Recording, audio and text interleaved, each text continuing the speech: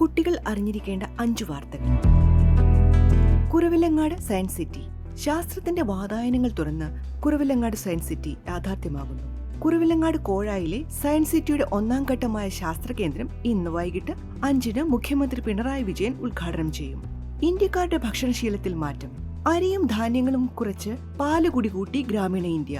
പാലിനൊപ്പം മുട്ട, മത്സ്യം, മാംസ്യം എന്നിവയുടെ ഉപയോഗം ഗ്രാമങ്ങളിലും നഗരങ്ങളിലും ഒരുപോലെ കൂടിയതായാണ് സർവേ ഫലം.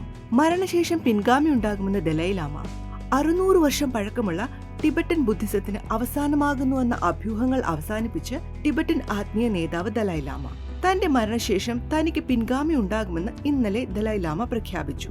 ദേശീയ പഠന നേട്ട സർവേ കേരളത്തിന് മികച്ച നേട്ടം.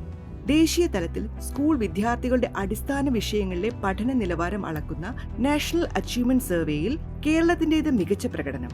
മിക്ക വിഷയങ്ങളിലും ദേശീയ ശരാശരിയേക്കാൾ ഏറെ മുകളിലാണ് കേരളത്തിലെ കുട്ടികൾ.